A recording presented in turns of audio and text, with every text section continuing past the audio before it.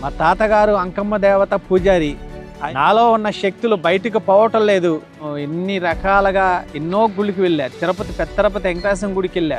నేను దుర్గ గుడికి వెళ్ళి నేను తలనీలాలు ఇచ్చి అసలు ఆ నదిలో స్నానాలు చేసి నిష్టగా కాళ్ళకు చెప్పులు లేకుండా నిష్టగా గుడికి వెళ్ళి నేను ఎంతగానో పూజించేవాడిని. వెంకటేశ్వరుడి దర్శనం కోసం నేను అక్కడికి వెళ్ళి లైన్లో నుంచున్నాను. భయంకరమైన మాంత్రిక దగ్గర నన్ను చేర్చారు.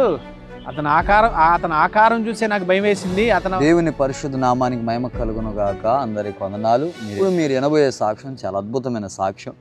మరి ఈరోజు ఆ సాక్ష్యం విని మీరు ఆత్మీయంగా బలపరచబడతారని ఆశిస్తూ నేను మీ దగ్గరికి సాక్ష్యం తీసుకొని వస్తున్నాను.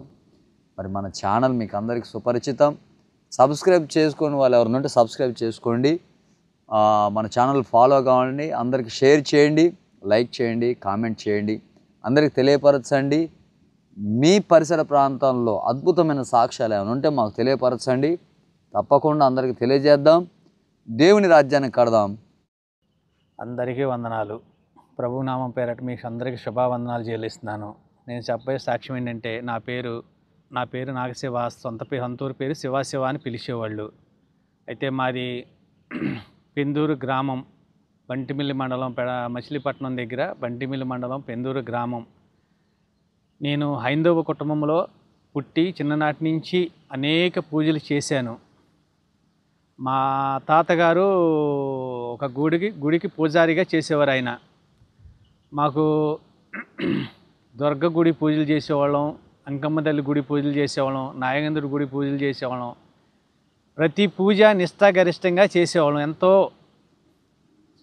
ఎంతో నిష్ఠగా చేసేవాళ్ళం.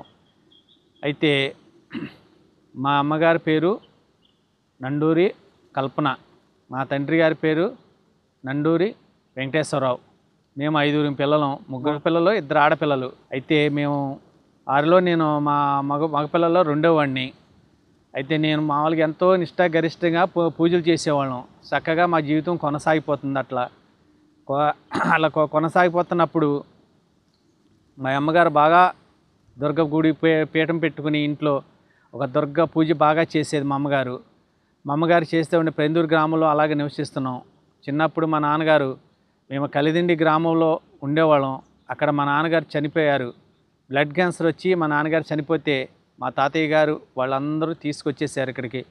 మమ్మల్ని తీసుకొచ్చి పెందూరు గ్రామంలో పెట్టుకున్నారు. మేము అక్కడ నివసిస్తున్నాం. నేను టాపీ పని చేసుకుంటూ బ్రతికేవాడిని. బ్రతుకుతూ ఉండగా నాకు వివాహ ప్రబోధులు వచ్చింది. నాకు 2003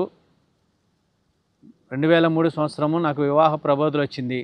ప్రబోధులు వచ్చినప్పుడు నేను వివాహం చేసుకోవాలని ఒక అమ్మాయిని నిర్ణయించుకున్న తర్వాత వాళ్ళు వచ్చారు.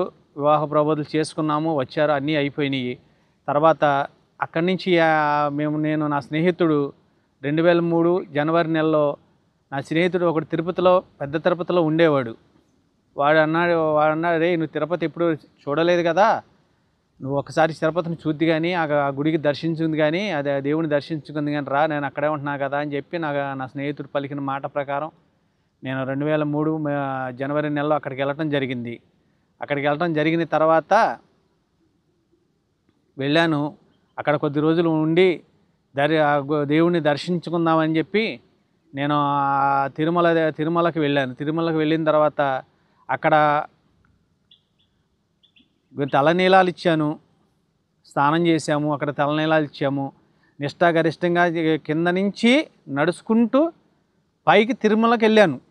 చెప్పులు కూడా లేకోకుండా, చెప్పులు అక్కడి కిందే విడిచిపెట్టేసి, కింద విడిచిపెట్టేసి చెప్పులు కూడా లేకోకుండా 4500 మెట్లు అయ్యి, ఎందుకంటే నేను చూశాను ఆ లెక్క ఏంటనేది. కొన్ని మెట్లు దాటిన తర్వాత అక్కడ అంకేస్తారు, ఇన్ని మెట్లు అని అంకెలేస్తారు. నేను ప్రతి అంకిని చూసుకుంటూ వెళ్ళేవాడిని. ఇక్కడికి ఎన్ని మెట్లు, ఇక్కడికి ఎన్ని మెట్లు, ఇక్కడికి ఎన్ని మెట్లు అని చూసుకుంటూ వెళ్ళేవాడిని. వెళ్ళిన తర్వాత అక్కడికి వెళ్ళేసరికి గాలిగోపురం దగ్గరికి వెళ్ళేసరికి 4500 మెట్లు అక్కడని రాయబడింది. అక్కడ అంకేసి ఉంది. అయితే అక్కడికి వెళ్ళాను. మరి అక్కడ చేయవలసిన కార్యక్రమాలన్నీ చేసుకున్నాను. అక్కడ నేను తలనీలాలు ఇచ్చాను, స్నానం చేశాము. వెంకటేశ్వరుడి దర్శనం కోసం నేను అక్కడికి వెళ్ళి లైన్లో నుంచున్న తర్వాత ఆ దేవుడి దర్శనం చేసుకుందామని చెప్పి నేను అక్కడ ఎంతో నిష్టగా ఉపవాసం ఉండి ఏమీ తినకోకుండా, నేను ఎంతో నిష్టగా ఉపవాసం ఉండి ఏమీ తినకోకుండా అక్కడికి వెళ్ళి ఆ దేవుని దర్శించుకోవాలని ఎంతో ఆసక్తితో నేను వెళ్ళి లైన్లో నుంచున్న తర్వాత ఆ నామస్మరణ చేసుకుంటూ చేతులు రెండు జోడించుకుంటూ నామస్మరణ చేసుకుంటూ నారాయణ నారాయణ నారాయణ నారాయణ అనుకుంటూ నేను వెళుతున్నప్పుడు నాకు కళ్ళు మూసుకుని వెళుతుంటే నాకు ఆకాశంలో ప్రభు పటాలు, యేసుప్రభు పటాలు, యేసుప్రభు సిలువులు కనపడుతున్నాయి. నా కళ్ళు మూసుకుంటే అవే కనపడుతున్నాయి. ఏంటి ఇక్కడ నేను వచ్చిన ప్రాంతం ఏంటి, నేను ఈయన్ని దర్శించుకుందామని నేను ఇక్కడ తిరుమల ప్రాంతానికి వస్తే నాకు ఈ తగులుతున్నాయి ఏంటి, ఈ కనపడుతున్నాయి ఏంటి, చిచ్చి అని నేను కొంచెం చిరాకు పడ్డాను, వ్యధ చెందాను. చిరాకు పడి వ్యధ చెందిన తర్వాత సరే మళ్ళా కళ్ళు మూసుకుని మళ్ళా అయ్యే కనపడుతున్నాయి నాకు. మళ్ళా కొంచెం చిరాకు పడి మళ్ళా కళ్ళు మూసుకుంటే మళ్ళా అయ్యే కనపడుతున్నాయి. కళ్ళు మూసుకుంటే అయ్యే కనపడుతున్నాయి అని చెప్పి నేను వచ్చింది వెంకటేశ్వర దర్శనం కోసం వచ్చాను. నేను ఆయన దర్శించుకుంటాకు వస్తే నాకు ఈ కనపడుతున్నాయి ఏంటి అని చెప్పి నేను ఆలోచనలో పడి అలా ఎదరికెళ్తే నాకు దర్శనం, వెంకటేశ్వర దర్శనం అయ్యింది. చూసుకున్నాను, తిరిగి నా గ్రామానికి వచ్చేసాను. 2003లోనే జనవరి నెలలోనే నేను నా గ్రామానికి వచ్చేసాను. వచ్చేసిన తర్వాత నా పరిస్థితి ఇట్లాగే పని చేసుకుంటున్నాను, వెళ్తున్నాను, వస్తున్నాను. బంటిమిల్లి గ్రామంలో పనిచేస్తున్నాను. మా గురువు గారు బొర్ర అబ్రాహ్మ గారు, ఆయన పేరు లోకంలో ఇవాళ సేవ చేస్తున్నాడు. ఆయన మా గురువుగారు అయితే నేను వస్తున్నానంటే ఒక రోజున ఒకళ్ళ ఇంటికాడ గేటు బిగించాలి శివ, నువ్వు ఆ గేటు బిగించెళ్ళు, కొంచెం లేట్ అయినా పర్వాలేదు, గేటు బిగించెళ్ళు అని చెప్పంటే ఆయన విజ్ఞప్తి కొరకు నేను ఆ గేటు బిగించే టైంలో నాకు రేత్ర 7:30-8 అయిపోయింది. లైట్గా చినుకు పడుతుంది, లైట్గా గాలి వేస్తుంది, వాన పడుతుంది, చిమ్మ చీకటిగా ఉంది. కరెంటు ఎలక్ట్రిసిటీ వాళ్ళు కరెంటు తీసేశారు. ఇది గాలి వేస్తుంది కదా, వైర్లు తెగిపోతాయి అన్న ఉద్దేశంతో ఆ వైర్లు తీసేశారు, వాళ్ళు కరెంటు తీసేస్తూ ఉండగా నేను సైకిల్ వేసుకుని వస్తుండగా ఇక్కడ high school government junior college ఉంది. ఆ కాలేజీ దగ్గరికి వచ్చేసరికి నాకు తెలియకుండానే నాకు అసలు ఏమి కనపడతలేదు, చిమ్మ చీకటిగా ఉంది. తెలియకుండానే ఒక ఆయన గుద్దేశాను, నానాజీ అని అతను గుద్దేశాను. అతను ఎవరో కూడా నాకు తెలీదు. గుద్దేసిన తర్వాత లేచి చూస్తే అతను నాకు సహోదరుడు అవుతాడు, అన్నయ్య అవుతాడు. ఏంట్రా తమ్ముడు ఇట్లా గుద్దేసేంట్రా అన్నాడు. ఏమో తెలియదు అన్నయ్య అని చెప్పి నేను మళ్ళా లేచి మళ్ళా సైకిల్ వేసుకుని బంటిమిల్లి గ్రామం నుంచి పెందూరు గ్రామం వచ్చేసి ఇంటిగా రైతు పడుకున్నాను. తెల్లారి నుంచి నాకు అదో రకంగా ఉంటుంది. ఆకలి ఉండలేదు, నిద్ర ఉండలేదు. చేతికి చిన్న దెబ్బ తగిలింది. ఆ దెబ్బ ఏంటనే అది అర్థం కాలే, కనీసం రక్తము కూడా రాలా, ఏదో గుచ్చుకున్నట్టుంది. నా చెయ్యి మీద అలా చెయ్యి టచ్ చేస్తే విపరీతమైన పోటు వచ్చేసేది, భరించలేని పోటు వచ్చేసేది, అది టచ్ చేస్తే పోటు వచ్చేసేది. అలాంటి స్థితిలో నేను ఉంటున్నాను. అలాంటి స్థితిలో ఉంటుంటే అలా ఉంటుండే ఆ తెల్లారి నుంచి నాకు ఆకలి ఉండేది కాదు, నిద్ర ఉండేది కాదు. ఎవరో ఒకరు పిలుస్తున్నట్టుగా, ఎవరో భయంకరమైన రూపాల పరిస్థితుల్లో నాకు పిలుస్తున్నట్లుగా నా చుట్టూ ఒక మనిషి తిరుగుతున్నట్టుగా ఉండేది. నాకేం అర్థమయ్యేది కాదు. బందర్ హాస్పిటల్ తిరిగాను, ఇక్కడ బంటిమిల్లిలో చూపించుకున్నాను, బందర్ వెళ్ళాను, ఆఖరికి చాలా చోట్ల తిరిగినప్పుడు కూడా ఏమీ లేదంటున్నారు డాక్టర్లు. బ్లడ్ రిపోర్ట్లు చేయించాము, అన్నీ చేయించాము, ఏమీ లేదంటున్నారు. నీకేమీ లేదా అంటున్నారు. ఏవో టాబ్లెట్లు ఇస్తున్నారు, అవి తీసుకొచ్చి వాడుతున్నాను, ఏమీ సమాధానం లేదు, సంతోషం లేదు నా కుటుంబంలో. నా భార్య సుత్తేనేమో అట్లా ఉన్నది, నా భార్య పరిస్థితి ఎట్లా ఉంది. ఎందుకంటే నేను ఒక్కడిని తెస్తేనే నా కుటుంబ పోషణ, నేను ఒక్కడిని తెస్తేనే నా కుటుంబానికి ఆధారణ. నా భార్య పిల్లలు, నాకు ఒక బాబుగా కలిగాడు. ఆ బాబు చిన్నపిల్లవాడు, 6 నెలల వయసు. ఆ బాబుకే చూసుకోవాలా, నన్నే చూసుకోవాలా అర్థం కాక నా భార్య చాలా దీనస్థితికి వచ్చేసింది, దీనస్థితి పరికి వచ్చేసింది. ఆ పరిస్థితిలో నేను ఎంతో వ్యధ చెందుతున్నాను. ఎన్నో మా గుళ్ళకి వెళ్తున్నాను, దండం పెట్టుకుంటున్నాను. మా గ్రామంలో ఆంజనేయుడి గుడి ఉంది, మా ఇళ్ళ దగ్గరలోనే రాములవారి గుడి ఉంది, సాయిబాబా గుడి ఉంది, మరి ఇట్లా దేవతల గుళ్ళు అనబడేవి కూడా ఉన్నాయి. ప్రతి గుడికి వెళ్ళేవాడిని, ప్రతి గుడికి మొక్కేవాడిని.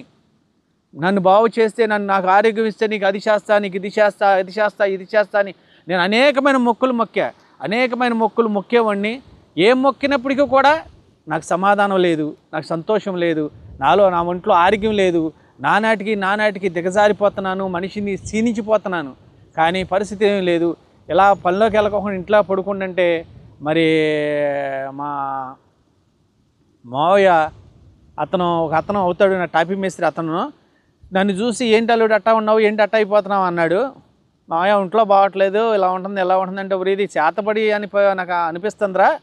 మరి పలానా చోట ఒక భూత వైద్యుడు ఉన్నాడు, ఆ నరసాపురం ప్రాంతంలో భూత వైద్యుడు ఉన్నాడు, అతని దగ్గర తీసుకెళ్తాను, వస్తావా అని అడిగాడు. వస్తావా అని అడిగితే సరే. మరి ఎందుకు బాధలో ఉన్నా కదా, ఎక్కడేం జరుగుద్దో కూడా మేలు జరిగితే చాలు, ఎక్కడ ఏదైతే ఏమైంది నాకు మేలు జరిగితే చాలు అనుకుని నేను అతని వెంబడి వెళ్ళాను. అతని వెంబడి వెళ్తే అతను చూసి, అబ్బాయి చేతబడిది నీకు చేతబడి చేశారు మరి ఏంటి పరిస్థితి అన్నాడు. ఏంటి పరిస్థితి అని ఎంత అంటేను అతను కొంత అమౌంట్ అడిగాడు. అతని పేరు పేటేటి సత్యనారాయణ. ఆ నరసాపురం ప్రాంతంలో బట్టీలంక ప్రాంతంలో ఉంటాడు ఆయన. ఆ బట్టీలంక ఊళ్ళ నుంచి లోపలికి వెళ్ళాలి, అతను అక్కడ ఉంటాడు. అతను ఇంత అమౌంట్ అని అడిగాడు. అడిగితే పేటేటి సత్యనారాయణ అతని పేరు. అడిగితే అంత ఇచ్చుకోలేనయ్యా, నా పరిస్థితి దీనస్థితిలో ఉంది, ఇక చాలామంది అక్కడికి వస్తున్నారు, వారు కావాల్సినవన్నీ చేయించుకుంటున్నారు, వెళుతున్నారు, చాలామంది వస్తున్నారు వెళ్తున్నారు, నాకు కూడా లయమైపోద్ది అని చెప్పి నేను ఎంతో ఆశపడ్డా. నాకు కూడా బాగుపడిపోతాను, ఇక్కడ ఇతను చేస్తే ఇతని ద్వారాగా చాలామంది వస్తున్నారుగా, చూస్తున్నాను కదా, బోల్డ్ మంది సాళ్ళు వేయించుకుంటున్నారు, బోల్డ్ మంది ఏదో భూత వైద్యాలు చేయించుకుంటున్నారు, అన్నీ చేయించుకుంటున్నారు, నేను కూడా నయమైపోతాను, నాకు కూడా బాగుపడిపోతాను అని చెప్పి నాకు ఆశ కలిగి, అయ్యా అంత ఇచ్చుకోలేని ఇంత ఇచ్చానని చెప్పి నేను ఒక అమౌంట్ సెట్ చేసుకున్నాను. అమౌంట్ సెట్ చేసుకుని ఆ తర్వాత మరుసటి రోజు రమ్మని చెప్పాడు. సరే ఆ అమౌంట్ సెట్ చేసుకున్న తర్వాత ఆ అమౌంట్ పట్టుకుని అతని దగ్గరికి వెళ్ళాను. వెళితే అతను నన్ను ఒక పీట మీద కూర్చోబెట్టాడు. ఒక ఎత్తి పీట మీద, చిన్న పీట మీద, ప్లాస్టిక్ పీట మీద కూర్చోబెట్టాడు నన్ను. కూర్చోబెట్టిన తర్వాత కూర్చోబెట్టాడు. నా యొక్క జబ్బ నుంచి, ఈ చేతి నుంచి ఒక దారం, ఒక పిండి బొమ్మ తయారు చేశాడు. అక్కడ పిండి బొమ్మ తయారు చేసి నేను ఎలా ఉంటానో కాళ్ళు చేతుల ద్వారాగా అతను అక్కడ పిండి బొమ్మ తయారు చేసి అతను చిన్న చెక్కపీట మీద పెట్టాడు. పెట్టి పొడుకోబెట్టాడు ఆ చెక్కపీట మీద. నా చేతి నుంచి నా చేతికి ఒక తాడేసాడు. ఏ చేతికైతే తాడేసాడో, దారం వేసాడో, ఆ దారం ఒక చీపురు పుల్ల గుచ్చి ఆ చీపురు పుల్ల ఆ బొమ్మకి కట్టాడు. అట్లా నా అవయవాలు, నా కాళ్ళకి, చేతులు అన్నిటికీ, ఎక్కడ నా తలకి మొత్తం అన్ని దారాలు వేసి అక్కడ పెట్టే ఆ బొమ్మకి గుచ్చాడు. చిన్న చీపురు పుల్ల కట్టి దాన్ని కట్టాడు. కట్టిన తర్వాత నీ పేరేంటి అన్నాడు. నా పేరు శివ అన్నాను. ఎందుకంటే చిన్ననాటి నుంచి నేను అందరూ శివ అని పిలవడమే అలవాటు. నాగశివ అని అనటం పిలవడం అలవాట్లేదు నాకు ఎవరికి కూడా. నాగశివ అని పిలిచేవాళ్ళు కాదు, నన్ను శివ అని పిలిచేవాళ్ళు. సరే అని పేరేంటి అన్నాడు. పేరేంటి అంటే శివ అన్నాను. అతను ఏం చేశాడంటే శివ అని 3 మార్లు పిలిచాడు. 3 మార్లు పిలిచినా ఆ బొమ్మ కదల్లా. ఆ పిండి బొమ్మే అది నా కళ్ళ ముందే కనబడుతుంది. పిండి బొమ్మ నా కళ్ళ ముందు కనబడుతుంది, అది కదల్లా. ఏం చేస్తున్నాడో నాకేం అర్థం కావట్లా. ఏంటి దారాలు కట్టాడు పిండి బొమ్మకి, నా అవయవాలు కట్టిన దారాలన్నీ తీసుకెళ్ళి ఆ పిండి బొమ్మకి కట్టాడు. ఏం చేస్తున్నాడో అర్థం కాల. అయ్యా నీ పేరేంటి అని మళ్ళీ అడిగాడు. 3 మార్లు పిలిచిన తర్వాత నీ అసలు పేరేంటి అని అడిగాడు. నా అసలు పేరు నాగశివ అన్నాను. అతను ఏం చేశాడంటే ఆ నాగశివ అన్న పేరుతో నాగశివ అంటే ఆ బొమ్మ ఆపించి కదులుతుంది. మరలా నాగశివ అని పిలిచాడు, మళ్ళీ ఆపించి కదిలింది. మరలా నాగశివ అని పిలిచాడు, మళ్ళా కదిలింది. అట్ట 2 ఇంచ్ కదిలింది. అది వెనక్కి వెళ్ళేసరికి నాకు వేసిన దారాలు టైట్ అయినాయి. లూజ్గా కట్టాడు, టైట్ అయినంగానే అతను ఏం చేసిన ఆ దారాలన్నీ పట్టుకుని చాకుతో కోసేసాడు. కోసేసిన తర్వాత ఏదో పూజలు చదివాడు, మంత్రాలు చదివాడు. అవేవి నాకేం అర్థం కావట్లేదు. మంత్రాలు చదివాడు, ఏదో చేశాను, నీకు అంతా అయిపోయిందయ్యా, నీకు తగ్గిపోయింది, నీకు ఇబ్బంది లేదు, నీకు ప్రాబ్లం లేదు, ఇంక పర్లేదు, నీకు నీ జీవితానికి ఇంకా తిరగలేదని చెప్పి అన్నయ్యని నాకు భరోసా ఇచ్చి నన్ను పంపించాడు. పంపించినప్పుడు ఒక తాయిత్ ఇచ్చాడు. ఆ తాయిత్ని ప్రతి నెల పాలల్లో దీన్ని ముంచుకుని శుద్ధి చేసుకుని మళ్ళీ కట్టుకో, ప్రతి నెల అమావాస రోజున శుద్ధి చేసుకుని కట్టుకోమని చెప్పి నాకు ఒక తాయిత్ ఇచ్చాడు. ఆ తాయిత్ వేసుకుని నేను అంతా అయిపోయింది కదా అని ఇంటికి వచ్చేసాను. ఇంటికి వచ్చిన తర్వాత శుభ్రంగా మళ్ళా నిదానంగా కోలుకొని పనిలోకి వెళ్తున్నాను. పనిలోకి వెళ్తా ఉండగా మళ్ళా సంవత్సరం వచ్చింది. ఏప్రిల్ 10, 18, ఏప్రిల్, మే నెల వచ్చేసరికి నేను పడిపోయేవాడిని. ఏంటో తెలిసేది కాదు. మళ్ళా యథాస్థితి, మళ్ళా పాత స్థితి. అట్లా ఏప్రిల్ 2003 నుంచి 2010 వరకు కూడా నేను నరకం అంటే ఏంటో, ప్రత్యేక నరకం అంటే ఏంటో నేను అనుభవించా. సరే అది అక్కడ అయిపోయింది. అది అయిపోయిన తర్వాత ఇక్కడ పరిస్థితులు బాగాలేదని చెప్పి నేను కేసరపల్లి అనే గ్రామానికి, నేను మా ఫ్రెండ్స్ ఇద్దరు ఉన్నారు, అక్కడికి వెళ్ళి బతుకుదామని చెప్పి, నేను టాపీ పని ఉండే కదా, ఎక్కడైనా పని ఉంటుందిలే అని చెప్పి నేను వెళ్ళి అక్కడికి వెళ్ళి ఆ ఫ్రెండ్ వాళ్ళ ఇంటికి వెళ్ళి అక్కడ పడుకో అంటే, అక్కడ నా భార్య ఫస్ట్ నుంచి కూడా ఈ ప్రార్థనే చేసుకునేది, పూజ అనేది చేసుకునేది కాదు. ఆవిడ ఏం చేసింది, ఆవిడ ప్రార్థనకి వెళ్ళేది, ఆదివారం ప్రార్థనకి వెళ్ళేది. ఆదివారం ప్రార్థనకి వెళ్తే నేను ఆదివారం ప్రార్థనకి వెళ్ళాలి అని చెప్పి పని మానేసేవాడిని, కానీ ప్రార్థనకి వెళ్ళేవాడిని కాదు. నా ఇష్టానుసారంగా నేను నడిచేవాడిని, నా ఇష్టానుసారంగా తిరిగేవాడిని. ఓ రోజు నేను తెల్లవారుజామున కేసరపల్లి గ్రామంలో వేకుజామున 4 గంటల సమయంలో మా అయ్యగారు, ఇప్పుడు మా ఆత్మీయ తండ్రి మోషే ప్రసాదం గారు, బంటి జానగిరాపురం గ్రామంలో పరిచర్య చేస్తున్నాడు. ఆయన ఇప్పుడు లేడు, ఆయన చనిపోయారు.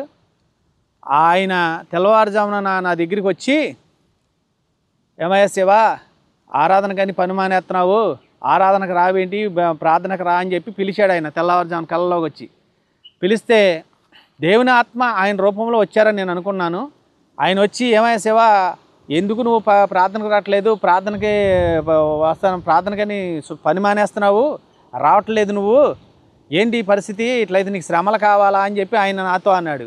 నేను ఆయనతో అంటున్నాను, నీకోసం వస్తానంటే, నా దేవుని కోసం వస్తాను, వెళ్ళు, నువ్వు వెళ్ళి అలవాయా అని చెప్పి నేను ఆయన పెద్ద ఆయన్ని గద్దించాను. అయితే ఆయన, నా కోసం ఎందుకు వస్తావు, నువ్వు దేవుడి కోసం వస్తావులే అని చెప్పి ఆయన వెళ్ళిపోయాడు. ఆయన వెళ్ళిపోయిన తర్వాత నేను టాపీ పంచుతుంది కదా, నేను ఆ చర్చి కాడ ఏదో నాపరేయాలన్నారో, వెళ్ళి చూద్దాం పని, రేపు సోమవారం కదా అక్కడ మొదలు పెట్టుకోవచ్చు అన్నట్ల ఉద్దేశంతో నేను దేవుని మీద ప్రేమతో వెళ్ళా. నేను దేవుడంటే నాకు ఎవరైనా ఏదని చెప్తే నాకు తెలుసులే, నాకు చెప్పవసరం లేదా అన్నట్టుగా చెప్పాను. అందరి దేవుళ్ళు ఒకటేలే అని చెప్పేవాడే తప్ప, యేసుప్రభు ఇంత గొప్పవాడని, ఇంత మహామహిమ గల దేవుడని నాకు అసలు యథార్థంగా తెలీదు. అతను ఘనమైన వాడని నాకు తెలీదు, యేసుప్రభువే దేవుడని నాకు తెలీదు. మా పూజించే దేవతలే గొప్పవాళ్ళు, మేము పూజించే దేవుళ్ళో గొప్పవాళ్ళు అనుకునేవాడిని తప్ప, ఏమాత్రం మన యేసుప్రభు గురించి అంతగా, యేసుప్రభు అందరిలాంటి దేవుడు ఒక దేవుడే. ఎవరన్నా అడిగితే, ఎట్లా అడిగితే వెళ్ళండియా, మనకు కృష్ణుడు, రాముడు, వెంకటేశ్వరుడు ఉన్నట్లుగానే అక్కడ యెరూషలేం ప్రాంతంలో యేసుప్రభుగా జన్మించాడు ఆయన అని చెప్పి నేను వాళ్ళకి బోధ చేసేవాడిని. అలా నేను నా జీవితం సాగుతుంది. అక్కడికి వెళ్ళిన తర్వాత మా అయ్యగారు ఆ రూపంలో దేవుని ఆత్మ వచ్చి ఇట్లా మాట్లాడిందని బట్టి నేను వెళితే, ఆ అయ్యగారు అక్కడ నాపరాయ ఉంది అని చెప్పి, నాపరాయ వేయాలని చెప్పి నేను వెళితే చూస్తుంటే అక్కడ ఆ చర్చిలో ఆడవాళ్ళు ఎక్కువగా ఉన్నారు, మగవాళ్ళు తక్కువగా ఉన్నారు. వాళ్ళలో ఒక ఆవిడ చూసి నన్ను, అయ్యగారు శివ వచ్చాడు అని అంటున్నారు. అంటే అయ్యగారు బయటకు వచ్చాడు. ఏమయ్యా శివ, ఎందుకు వచ్చావు, రానన్నావు కదా అని చెప్పి అని అడిగితే, నీకోసం వస్తానని, దేవుని కోసం వస్తానని చెప్పి మళ్ళా అదే పాట పాడుతున్నాను. నేను ఇలా పాట పాడుతున్న తర్వాత నాకు కలమెలకు వచ్చింది. ఎందుకు వచ్చిందో అర్థం కాలేదు. మా మిస్సెస్కి చెప్పాను. ఆవిడ ప్రార్థన చేస్తుంది, ప్రార్థన చేసుకునేది ఆవిడ. అలా చేస్తున్నప్పుడు నా కుమార్తెలో సైతాన్ని క్రియ చేసింది. నా కుమార్తెకి విపరీతమైన జ్వరంతో వేదన పడుతుంది, ఎన్నో ఇబ్బందులు పడుతున్నప్పుడు కూడా నేను అప్పటికీ యేసుప్రభుని లక్ష్య పెడతల్లా. అప్పటికి యేసుప్రభు అని తెలియదు. ఆ హాస్పిటల్కి వెళ్దాం, ఈ హాస్పిటల్కి వెళ్దాం అని చెప్పి గన్నవరంలో హాస్పిటల్లో చూపించా. అక్కడ అతను ఏదో టెస్టులు అంటే, ఆ టెస్టులు చేతి కాదు, ఇక్కడ కాదులే అన్న, పిల్లల హాస్పిటల్ ఉంది, భీమవరం హాస్పిటల్ ఉందని చెప్పి తను అక్కడ జాయిన్ చేస్తే, అక్కడ నాకున్న డబ్బులన్నీ అయిపోతే మరలా పాప తగ్గింది. మరలా మేమేం చేసామంటే, ఇక అక్కడ బాగోదులే, మరి పరిస్థితి ఇదిగా ఉందని చెప్పి అక్కడి నుంచి జంక్షన్ వచ్చేసాం. జంక్షన్లో మా సినిమావయ్య గారు ఉన్నారు. అలా విజ్ఞప్తి మేరకు నేను అక్కడికి వచ్చేసాము. అక్కడికి వచ్చేసిన తర్వాత ప్రతిరోజు పనికి వస్తున్నాను, కానీ యేసుప్రభుని అంతగా నమ్మే విధానం లేదు. ఏదో వెళ్తున్నాను, వస్తున్నాను. అలానే పూజలో కూడా చేసేవాడిని కాదు. తర్వాత నిదానంగా చేయమని మా ఆవిడని అనేవాడిని, ఆవిడేమో చేసేది కాదు, ఆవిడేమో ఒప్పుకునేది కాదు. అలా నడుస్తుండగా జంక్షన్లో ఆయన ఒక దినాన్ని వేకుజామున 4 గంటల సమయంలో ఉత్తర దిక్కున 2 చేతులు చాసాడు. ఆయన 2 చేతులు నాకు మోచేతి వరకే కనపడి, నాకు అక్కడ పైనుంచి కనపడలేదు, మోచేతి వరకే మోచేతి వరకు కనపడి ఒక స్వరం వినపడుతుంది నాకు. నా కుమారుడా నా చేతుల్లోంచి జారిపోతున్నావు, నా చేతుల్లోకి రమ్మని పిలుస్తున్నాడు. పిలుస్తున్నప్పుడు నేను రావాలని ప్రయత్నం చేస్తున్నా. మాది చిన్న రేకుల చెట్టులాగా ఉంది. ఆ రేకుల చెట్టులోంచి బయటకు రావాలని ప్రయత్నం చేస్తుంటే ఒక శైతాన్ శక్తులు, ఒక 4 శక్తులు గుమ్మం ముందు కాసేసి నన్ను బయటికి రానిత్తల్లా. ఎంత ప్రయత్నం చేసినా రానిత్తల్లా. నా కుమారుడా నా చేతుల్లోకి రమ్మని ఆయన ఒక ఉత్తర దిక్కు, నా చేతులు ఆకాశంలో నాకు కనపడుతున్నాయి. ఆకాశంలో నాకు ఆ చేతులు కనపడుతున్నాయి. ఇక్కడ దాకా కనపడుతున్నాయి. ఇక్కడ దాకా కనపడుతుంటే ఆ చేతులు చూస్తున్నా కానీ ఆ చేతుల్ని నేను బయటకు రాలేకపోతున్నా. నన్ను రానిత్తల్లా. ఈ సైతాన్ శక్తులు నన్ను గుమ్మం ముందు కాసేసి 4 కాసేశారు. 4 రానిత్తల్లా. సరే అట్టా చూస్తా ఉన్నాను. ఆయన కళ మెలుకొచ్చేసింది. ఆ కళ మెలుకొచ్చేస్తే అరుణ ఇలా వచ్చింది అరుణ అంటే దేవుడు నిన్ను రమ్మంటున్నాడు, దేవుడు నిన్ను స్వస్థపడతానంటున్నాడు అని చెప్పి మా ఆవిడ చెప్పింది. అయితే నేను అప్పటికీ వెళ్ళలేదు. అక్కడ జంక్షన్లో ఓ సైతాన్ పట్టుకుంది నాకు. జంక్షన్లో మేము ఉంటున్న ఇంటికి అలా పెద్ద వయసు ఆవిడ 78-80 సంవత్సరాల పైనే ఉంటుంది. ఆమె చనిపోయింది. చనిపోతే ఆమెను తీసుకొచ్చి మేమున్న చోటకి తీసుకొచ్చారు. ఎందుకంటే వారిల్లే కదా, అక్కడ పెట్టారు. అక్కడ పెడితే బాగానే ఉంది, తిరుగుతున్నాను. ఆ దర్శనం వచ్చిన, ఆ కళ వచ్చిన 2 నెలలకి శైతాన్ని పట్టుకుంది. శైతాన్ని పట్టుకుంటే మరలా మొదట స్థితి ఎలా ఉందో మరలా అలాగే ఉంది. మొదట నేను ఎంత బాధపడ్డానో ఆ పరిస్థితే ఉన్నది. అలా పరిస్థితులు అలా 3 నెలలు 4 నెలలు 5 నెలలు అనేసరికి సర్లే మా తమ్ముడు మా అన్నయ్య కలిసి అక్కడ ఎందుకు వద్దు, ఎవరున్నారు అక్కడ అని చెప్పి తీసుకొచ్చి మళ్ళీ పెందూరు గ్రామంలో నన్ను అక్కడ పెట్టుకున్నారు. మా తమ్ముడు తన గృహంలో పెట్టుకుని అన్నయ్య అక్కడ ఉండు, జాగ్రత్తగా ఉండు అని చెప్పి, ఆ వదిన అన్నయ్యకి ఏం కావాలా అని చెప్పి ఇమ్మని చెప్పి పెట్టుకున్నాడు మా తమ్ముడు. అప్పుడు నేను మళ్ళా ఎవరి దగ్గరికి వెళ్ళానో నరసాపురం, మళ్ళా ఆ యొక్క పేటెడ్ సత్యనారాయణ దగ్గరికి వెళితే అతను అన్న మాట, అయ్యా మరలా నీకు చేతబడి చేశారయ్యా అన్నాడు. ఇదేంటండి ఎన్నిసార్లు చేస్తారో, నేను ఏమన్నా గొప్పవాడినా ఘనమైనోడినా పోనీ ఆస్తి కలిగినోడినా అంటే కాదు, ఎన్నిసార్లు చేస్తారంటే మరలా చేశారయ్యా, మరలా సూర్యగ్రహణం రోజున చేశాడని చెప్పి అబద్ధం చెప్పాడు. వాస్తవానికి సూర్యగ్రహణం రోజున ఏ చేతబడులు చేయరు, చేశారని చెప్పి అబద్ధం చెప్పాడు. సర్లే ఏదైతే ఏమైందిలే అని చెప్పి మరలా అతనికి కొంత అమౌంట్ ఇచ్చి మరలా ఏదో బావుజాత అని చెప్పి బావుజాతకి తీసుకెళ్ళాం. చేయించుకొచ్చినా సమాధానం లేదు. తర్వాత ఇక్కడ మా రిలేటివ్ ఒక ఆయన నాగాలంకల పరశవార్ అని ఒక ఆయన ఉంటాడు, ఆయన పేరు ఏదో గుర్తులేదు నాకు. ఆయన దగ్గరికి వెళ్దాము, ఆయన దగ్గరికి వెళ్ళి ఆయన ఏం చెప్తాడు అని చెప్పి ఆయన దగ్గరికి వెళ్తే ఆయన చేతబడి చేశారో నీకు తీయాలి అది అని చెప్పి అతను ఏదో మాటలు చెప్పి ఏదో చేశాడు. ఏమీ ప్రయోజనం లేదు. సరే వచ్చిన తర్వాత మళ్ళా పూజలు చేస్తున్నాను. ఆయన ఒక మంత్రం ఇచ్చాడు నాకు. ఆ మంత్రాన్ని రోజు పట్టించు, రోజు నువ్వు ధ్యానించని చెప్పి నాకు ఇచ్చేవాడు. ఇస్తే ఆ మంత్రాన్ని రోజు పూజ చేసుకుంటూ ఆ మంత్రాన్ని ధ్యానించేవాడిని. మంత్రాన్ని ధ్యానిస్తూ ఉండగా మా మిస్సెస్ అయ్యా ప్రార్థనకి వెళ్దాం అని పోరు పెడితే సరే పదా నీ పోరు పడలేకపోతున్నాను పదా అని చెప్పి వెళ్ళి దేవుని మందిరంలోకి అమావాస్య ప్రార్థన జరుగుద్ది. మా అయ్యగారు మోషే ప్రసాదం గారు అమావాస్య ప్రార్థన జరిగించేవారు. అయితే అమావాస్య ప్రార్థనకి వెళ్దాం పదా అని చెప్పి ఆయన వెళ్ళిన తర్వాత నా అంతటగా నాకే అనిపించింది మొళ్ళలో ఉన్న తాళ్ళన్నీ తీసేద్దాము, ఎందుకు వేస్ట్ అని చెప్పి నేను తెంపేసి అవతల పడేసిన తర్వాత అమావాస్య ప్రార్థన అయిపోయింది. మా ఇంటికి మేము వచ్చేసాము. తర్వాత ఏలూరు గ్రామం మా పిన్ని గారు ఉన్నారు. మా పిన్ని గారు ఏలూరు గ్రామంలో ఒక ఇల్లు కొనుక్కున్నారు. ఆ ఇల్లుని రీమోడల్ చేయడానికి నన్ను రమ్మన్నారు.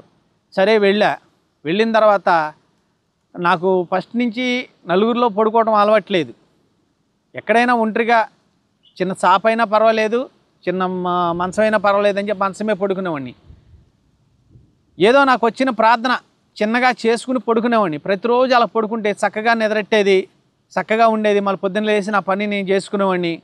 ఒక రోజున నేను ఇదంతా చెత్తగా ఉంది, ప్రార్థన చేసుకోవడానికి చోటు లేదు అని చెప్పి మనస్సు కలిగి ప్రార్థన చేసుకోకుండా పడుకున్న తర్వాత తెల్లారింది.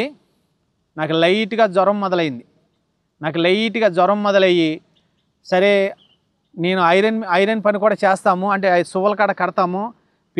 సువ్వల కడతాకి ఐరన్ సామాన్ తీసుకురాలేదు, మర్చిపోయాను, తీసుకొస్తాను ఇంటికి వెళ్ళి అని చెప్పానంటే ఏలూరు గ్రామం నుంచి బంటిమిల్లి రావాలి. సరే అయ్యా అంది. నాకు టిఫిన్ పెట్టింది, 8 ఇడ్లీ తిన్నాను. ఒక ఇంత గ్లాసుడు కాఫీ ఇచ్చింది, కాఫీ తాగాను. ఒక యాప్లికాయ ఇచ్చింది ఆవిడ, ఒక యాప్లికాయ తిన్నాను. తిని వెళ్ళొస్తానంటే ఒక లారీ వస్తుంటే లారీ ఎక్కాను. ఇక్కడ మాకు దగ్గరలో గ్రామం ఉంది, కానుకొల్లు అని, అక్కడ లింగాల పక్కన ఉంటుంది కానుకొల్లు. ఆ లింగాల దాకా అది వస్తుంటే లారీ అక్కడికి ఎక్కి సరేసరికి విపరీతమైన జ్వరం వచ్చేసింది. విపరీతంగా జ్వరం వచ్చేసింది. అసలు జ్వరం అంటే చెయ్యేస్తే కాలిపోతుంది అంత జ్వరం వచ్చేసింది. 102, 103 దాకా వచ్చేసింది. సరే ఆ జ్వరంలోనే ఇంటికి వస్తే మా మిస్సెస్ అంది, రేషన్ కార్డు పెందూరులో మర్చిపోయాము. ఆ పెందూరు నుంచి ఆ బండిమిల్లి వచ్చేసి మేము కేసరపల్లి నుంచి జంక్షన్ వచ్చాము, జంక్షన్ నుంచి బండిమిల్లి వచ్చేసాము. తీసుకొచ్చేసారు మా తమ్ముడోళ్ళు. బండిమిల్లి నుంచి ఆ రేషన్ కార్డు పెందూరులో మర్చిపోయాను, ఆ మర్చిపోయిన కార్డు తీసుకురండి అని చెప్పి వెళ్ళి డోకరా పని మీద ఏదో కావాలని చెప్పి తీసుకురామని అని చెప్తే ఆ జ్వరంతోనే వెళ్ళి ఆ రేషన్ కార్డు తీసుకొచ్చి ఇంటికాడ పడుకున్నాను. విపరీతమైన జ్వరం వచ్చింది. ఆ జ్వరంతో హాస్పిటల్కి వెళ్తే పురుషోత్తం గారు హాస్పిటల్కి వెళ్తే తగ్గింది. తగ్గిన తర్వాత మరలా సందగాడ హాస్పిటల్కి వెళ్ళాను, 2 ఇంజక్షన్ చేశాడు, తగ్గింది. మరలా 1 గంటకి విపరీతమైన జ్వరం వచ్చేసింది. సరే అని చెప్పి ఇది ఏదో తేడాగా ఉందని చెప్పి నేను బందర్ చిన్నాపురం హాస్పిటల్కి వెళ్తే రిపోర్ట్లో 320 జ్వరం ఉంది, టైఫాయిడ్ జ్వరం 320 ఉందని రిపోర్ట్లో వచ్చింది. అంత ముందు దాకా నేను నిన్నర సమయంలోనే నేను అన్ని తిండ్లు తిని, ఇడ్లీ తిన్నాను, యాప్లిగా తిన్నాను, కాఫీ తాగాను, అన్ని రకాలుగా తిరిగిన వాడికి టైఫాయిడ్ జ్వరం 320 ఉందని చెప్పి రిపోర్ట్లో చూపించింది. సరే అక్కడి నుంచి నానా హింసలు పడుతూ ఉన్నప్పుడు అక్కడ ఏలూరు గ్రామంలో ఒక సైతాన్ని మన పట్టేసింది నన్ను. మరలా 3వది, 2 అయిపోయినాయి, 3వది పట్టేసింది. ఏలూరు గ్రామం నుంచి వచ్చేసి ఇట్లా ఇబ్బంది పడుతున్నాను. పడతా ఉండగా ఇక నాకు ఫైనల్ స్టేజ్ అనుకున్నాను నేను. ఇక నన్ను బ్రతికించే వాళ్ళు ఎవరు లేరు. మా ఆత్మీయ తండ్రి ఆయన అమాస్ ప్రార్థనకి వెళ్ళి రమ్మనేవాడు. అయితే ఆయన తెలుసు కదా, ఎప్పుడన్నా ప్రార్థనకి వెళ్ళేవాళ్ళం. సరే అని చెప్పి నేను హాస్పిటల్ చుట్టూ తిరుగుతున్నా. 2 నెలలు అయిపోయింది, 3 నెలలు అయిపోయింది. నేను భోజనం చేసి దాదాపు 25 రోజులు అవుతుంది. నోటికి అన్నం వెళ్ళేది కాదు, ఏదైనా తిన్నా వాంతులు అయిపోయేది. ఎంతగా నేను తినాలనుకుని వెళ్ళినా వాంతులు, విపరీతమైన వాంతులు అయిపోయాయి. ఆ వాంతులు ఒక రేత్రి పగులు కూడా వాంతులు ద్వారాగా నేను హింసపడుతున్నాను, వేదన చెందుతున్నాను. ఇక లాభం లేదు, ఇక బ్రతికిస్తే ప్రభువే బ్రతికిస్తాడని నాకు ఒక నిశ్చయత వచ్చింది. చనిపోయినా దేవుని నామంలోనే, దేవుళ్ళలోనే చనిపోదాం, ఏదేమైనా అది ఆ చిత్తం, చంపినా ఆయన ఇష్టమే, బ్రతికినా ఇష్టమే అని చెప్పి ఆయన ఒక చిత్తం వచ్చింది. నేను పూజించా, ఎన్నో దేవతలను పూజించా, ఎంతమందినో పూజించా, కానీ ఎవరు నాకు మేలు చేయలే, ఎవరు నన్ను రక్షణలోకి తీసుకురాలా, నన్ను బ్రతికించలా, నన్ను నిలబెట్టలా. ఎన్నో ఇబ్బందులు పడ్డా నేను. అలాంటి పరిస్థితుల్లోంచి దేవుడు నా అంతటా నేనే ఆ డ్రాయర్ బల్ల మీద ఒక 5 రూపాయలు బెళ్ళ ఉంటే 5 రూపాయల బెళ్ళ తీసుకుని జేబులో వేసుకుని నా మిస్సెస్కి కూడా చెప్పలే నేను. నా మిస్సెస్కి కూడా చెప్పకోకుండా, మెదలకుండా, నేను ప్యాంట్ కూడా వేసుకోకుండా లింగి మీదే నిదానంగా నేను ఆ బంటిమిల్లి గ్రామంలో ఉండేవాళ్ళ. బంటిమిల్లి గ్రామం నుంచి జానకిరాంపురం గ్రామం వెళ్ళాలంటే ఆ రోజుల్లో 5 రూపాయలు ఆటో, ఎక్కడెక్కినా ఎక్కడ దిగినా 5 రూపాయలు. దానికి ఒక 10 కిలోమీటర్ల లెంత్లో ఎక్కడెక్కినా 5 రూపాయలు. 5 రూపాయల బిళ్ళ ఆటో డ్రైవర్కి ఇచ్చి నేను ఆ ఆటో ఎక్కి అలా జానకిరాంపురం ఆ కరెంట్ ఆఫీస్ పక్కనున్న చర్చి పెతేలు ప్రార్థనా మందిరము, ఆ మందిరానికి నేను వెళ్ళినప్పుడు ఆ తల్లి, ఆత్మీయ తల్లి, మేము ఆ చర్చి పనులు కూడా చేసేవాళ్ళం. ఆమె ఏంటి సేవ ఇటు వచ్చావంటేనే, అమ్మ బాగట్లేదు పరిస్థితి, ఇది ఇలా ఉందే, మరి ఏంటి అంటే, అయ్యా పడుకోయ్యా, ప్రార్థన చేద్దాం పడుకోయ్యా అని చెప్పి అందే. అంటేను సరే అని చెప్పి ఆ సన్సైడ్ మీద ఉన్న చిన్న కవర్ ఉంటే కవర్ తీసుకుని తలగడ తీసి పడుకున్నాను. పడుకుంటే ఆ రోజు మా ఆత్మీయ తండ్రి 40 రోజులు ఉపవాసం, 2010 సెప్టెంబర్ నెలలో ఉపవాసం ఉండి, ఆయన అప్పటికి 21 రోజు అయింది. మనిషి బాగా చిక్కిపోయాడు, బాగా ఎండిపోయాడు. ఆ డయాస్ దగ్గర నుంచి ఆయన కదలట్లేదు. అలా ఉపవాస సావాసంలో ఆయన ఉన్నారు. అయితే ఆత్మీయ తల్లి లేచి 12:30 సమయంలో ఆకలిస్తుంది, అన్నం తిందామని చెప్పి వంటగదిలోకి వెళ్ళింది. వంటగదిలోకి వెళ్ళిన తర్వాత దేవుడు ఆత్మీయ తల్లి ద్వారా మా ఆత్మీయ తల్లితో మాట్లాడుతున్నాడు. ఏమని? ఆ పండి ఉన్న బిడ్డ అన్నం తిన్నాడా లేదా కనుక్కున్నావా నా కుమారి చిన్న అంటే ఆమెని పేరు చారమ్మ ఆయన పేరు, ఆవిడ పేరు. అయితే అందరూ చిన్న చిన్న అని పిలుస్తారు. పెద్ద ఆవిడ దగ్గర దగ్గర అప్పుడు 78 సంవత్సరాలు వచ్చేసినాయి. అయితే ఆమె నేను కనుక్కోలేదు ప్రభువా అని అంది. అని ఆమె కొంచెం తిని కొంచెం మిగిల్చుకుని నా దగ్గరికి వచ్చింది. అయ్యా శివ అన్నం తిన్నావా అని అడిగింది. అమ్మ అన్నం కాదు కదా, 20 రోజుల పైన అవుతుందమ్మా, వాంతులు ఏది తిన్నా వాంతులు అయిపోతున్నాయి, నాకొద్దు, నేను తినలేను, నాకొద్దమ్మా, తిన్నా కాడి వాంతి చేసుకున్నానికి చర్చిని కడగలేనమ్మా, నా వల్ల కాదమ్మా అని చెప్పి అంటే లేదు దేవుడు కార్యం చేస్తాడు, దేవుడు కృప చూపుతాడు, నువ్వు తిను అని చెప్పి అంత అన్నం మజ్జిగేసుకుని బాగా పిసుక్కొచ్చి ఆత్మీయ తల్లి ప్రార్థన చేసి నాకు ఇచ్చిందండి. అంతే. ఆ రోజు మొదలుకొని ఈ రోజు వరకు కూడా నాకు వాంతులు కానీ నీరసం కానీ వేదం కానీ ఏమీ లేదు. ఇప్పటికీ నేను చక్కగా మీరు చూస్తున్నారుగా, నన్ను ఇప్పటికీ చూస్తున్నారు కదా, ఆ విధంగా దేవుడు నన్ను రక్షించాడు, ఆ విధంగా నన్ను బ్రతికించాడు దేవుడు. ఆ విధంగా అప్పటి నుంచి ఇప్పటి వరకు ఉన్నప్పుడు నేను 2010 డిసెంబర్ నేను మామూలుగా అక్టోబర్ మాసంలో దేవుని మందిరానికి వెళ్ళాను. దేవుడు మహాకృపను బట్టి డిసెంబర్ 31 రోజున నేను బాప్టిజం తీసుకోవడం అయింది. నా భార్య నేను తీసుకోవడం అయింది. నా భార్యని నేను తీసుకోమన్నప్పుడు నాకు ఒక ఆలోచనలు వస్తున్నాయి. ఆలోచనల వల్ల నాకు నేను తీసుకోలేను అని ఎంతగానో వ్యధ చెందుతుంటే వారం దినములు ప్రార్థన చేశా. ప్రభువా మా ఇద్దరిని సమకూర్చని వారం దినములు ప్రార్థన చేస్తే వారం తర్వాత ఆమె వచ్చి నేను కూడా తీసుకుంటానా అని చెప్పి గొప్ప సాక్ష్యం చెప్పింది. అలా మేము దేవుళ్ళో రక్షణలో పొందాము. మరి ఇంకా నా కుటుంబీకులు నన్ను ఏర్పరచుకున్నాడు. నేను ఎక్కడా పరిచర్య చేయట్లేదు దేవుడు. నేను అక్కడికి బట్టిలాంక వెళ్ళొచ్చిన తర్వాత ఒక ఇంట్లో అద్దెకుంటున్నాం మేము. మా ఇంట్లో బాగోట్లేదని ఒక ఇంట్లో అద్దెకుంటున్నప్పుడు తెల్లవారు వేకుజామున 4 గంటల సమయంలో నాకు దేవుడు కళ చూపిస్తున్నాడు. ఒక కళ ఏమని, నేను ఇక్కడ పెందూరు గ్రామంలో ఏలియా గారి చర్చి లాంటి చర్చి ఒకటి ఉండేది. ఆ కళలో నాకు ఆ చర్చి కనపడుతుంది. ఆ చర్చి లాగా ఉంది, అది కాదు, ఆ చర్చి లాగా ఉంది. ఆ చర్చిలో డయాస్ మీద ఇది విగ్రహాలు, భక్త రామదాస్ సినిమాలో విగ్రహాలు ఉండే చూసారా, అలాంటి విగ్రహాలు, అనేకమైన విగ్రహాలు ఆ డయాస్ మీద ఉన్నాయి. ఉన్నప్పుడు నేను ఆ చర్చి లోపలికి వెళ్ళాను. చర్చి లోపలికి వెళ్ళిన తర్వాత ఆ విగ్రహాలే కనపడుతున్నాయి తప్ప నాకు ప్రభు పటం కనపడతలా అసలు నాకు. అప్పటికి నేను ప్రభులోకి రాలేదు, ప్రభుని వెంబడించట్లేదు. మీరెవ్వరూ నాకు అవసరం లేదు, నాకు ప్రభువే కావాలని చెప్పి కుడి చేయి పెట్టట లేపితే యేసుప్రభు పటం, ఇంత పటం నాకు చేతికి వచ్చింది. ఆ పటం భుజం మీద పెట్టుకొని నేను బయటకు వస్తే ఆ చర్చి ఆవరణలో పెద్ద పెద్ద చెట్లు ఉన్నాయి. ఆ చెట్లలోంచి 3 దెయ్యాలు వచ్చినాయి. నా జీవితంలో 3 దెయ్యాలు నెరవేరినాయి. దేవుడు నాకు 3 దెయ్యాలు పడతాయి అని చెప్పి ముందుగానే నాకు చూపించాడు. ముందుగానే నాకు మూడు సైతాన్లు పడతాయని చూపించాడు. 1 బంటిమిల్లో పట్టింది, 2 జంక్షన్లో పట్టింది, 3 ఏలూరులో పట్టినాయి. ఈ 3 దెయ్యాలు ద్వారాగా నేను హింసపడతానని చెప్పి దేవుడు మన ముందుగానే చూపించాడు. ఆ విధంగా దేవుడు నన్ను ఈ విధంగా రక్షించి బ్రతికించి బలపరిచాడు. అలాగే నా బంధువులందరిలో కూడా రక్షణ పొందాలని నేను ఆశపడుతున్నాను. నా బంధువులు, నా స్నేహితులు అందరి కొరకు నన్ను నిలబెట్టుకున్నాడని దేవుడు నేను నమ్ముతున్నాను. ఇటు సాక్ష్యం దేవుడు దీవించును గాక.